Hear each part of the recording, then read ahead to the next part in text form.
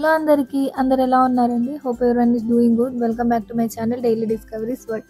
అయితే మీరు నా షార్ట్స్ కనుక చూస్తుంటే ఇక్కడ మీకు అర్థమవుతుంది నేను ఎందుకు లగేజ్ ప్యాక్ చేస్తున్నానని. మేమైతే ఒక ట్రిప్కి అయితే వెళ్ళామండి, ఒక 4 days కోసం, రిలీజియస్ పర్పస్ మీద.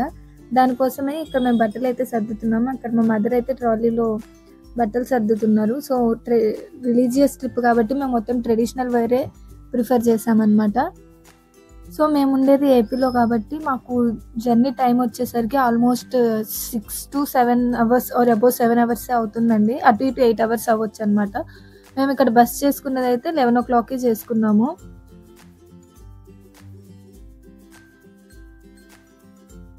నెక్స్ట్ ఇక్కడ మనం స్కిన్ కేర్ ప్రోడక్ట్స్ని అయితే ప్యాక్ చేసుకుంటున్నామండి.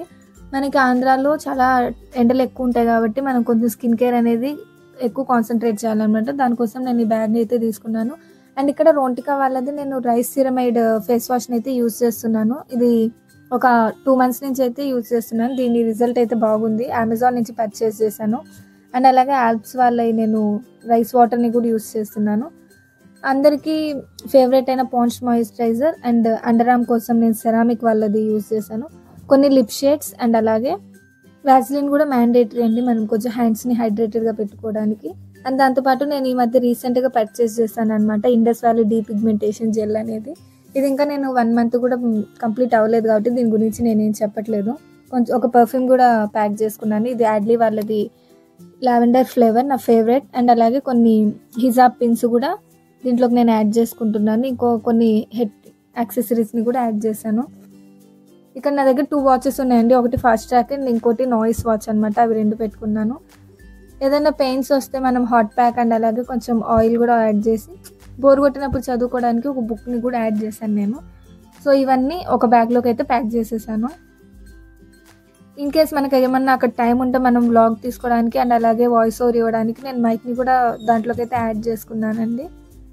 సో ఇక్కడ మా జర్నీ అనేది స్టార్ట్ అయిపోయిందండి. మా బస్ టైమింగ్స్ వచ్చేసరికి 11 o'clock అనమాట.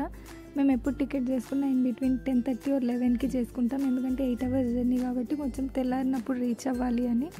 అండ్ ఇక్కడ బస్ వచ్చిన టైంకి మేము ఎగ్జాక్ట్లీ బస్ స్టాండ్కి రీచ్ అయ్యాం కాబట్టి నాకు వీడియో అయితే తీయలేదు.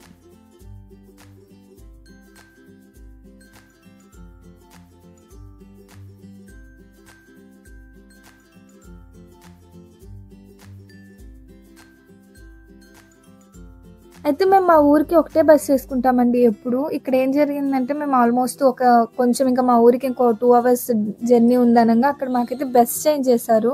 సో బస్ చేంజ్ చేసి బస్ని అయితే స్వాప్ చేసి మమ్మల్ని వేరే బస్సులోకి అయితే ఎక్కించారు. సో దానివల్ల మాకైతే మేము ఆల్మోస్ట్ 6 or 6:30కి రీచ్ అవ్వాల్సిన వల్ల మేము 7:30కి అయితే రీచ్ అయ్యామన్నమాట. సో నేను అదే రికార్డ్ చేస్తున్నాను అక్కడ. ఫైనల్గా మేమైతే మా ఊరికి వచ్చేసామండి. ఇదంతా చిన్నప్పటి నుంచి మేము తిరిగిన ఏరియా, నేను ఎక్స్పెషల్గా అయితే నేను తిరిగిన ఏరియా అనమాట. మా మమ్మీ అండ్ మా అక్క అయితే ఇంటికి వెళ్ళిపోయారు. అండ్ నేను మా అక్కకు కొంచెం లగేజ్ ఇవ్వాల్సి ఉండే, ఆ లగేజ్ నేను మా అక్కకి ఇవ్వడానికి అయితే నేను ఆటోలో వెళ్తున్నాను అనమాట. దగ్గరే కాకపోతే కొంచెం లగేజ్ ఉండడం వల్ల ఆటో తీసుకున్నాను. అండ్ మేము ఇంటికి వెళ్ళిపోయి ఫ్రెష్ అయిన తర్వాత ఇక్కడైతే బ్రేక్ఫాస్ట్ తెచ్చుకున్నామండి. నేను చిన్నగా ఉన్నప్పటి నుంచి మేము ఈ ఆంటీ దగ్గరికే బ్రేక్ఫాస్ట్కి అయితే వెళ్తాం. 1 rupeeకి 2 bondas అన్నప్పటి నుంచి ఇప్పుడు దాకా కూడా మేము ఆంటీ దగ్గరే తీసుకుంటున్నాం అనమాట. అండ్ ఫ్రెష్ అయ్యి ఇప్పుడు మేమైతే దర్గాకి వెళ్ళడానికి స్టార్ట్ అయ్యామన్నమాట. బస్ స్టాప్కి అయితే వచ్చేసాము. మా ఊరు నుంచి మేము వెళ్ళాల్సిన దర్గాకి 22 kilometers అండి. బస్సెస్ ఉంటాయి లేదా మనకి ఆటోస్లో కూడా తీసుకెళ్తారు. మేము అక్కడ వెళ్ళి వెయిట్ చేసిన తర్వాత మాకైతే బస్సు రాలేదు అండ్ చాలా టైం కూడా పట్టిద్ది అనిపించి మేమైతే ఆటోలో వెళ్ళిపోతున్నాం. సో ఇక్కడ నేను, మా అక్క, మా కజిన్ అండ్ మా అక్క వాళ్ళ కూతురు, మేము 4 అయితే జర్నీ చేస్తున్నాం అనమాట.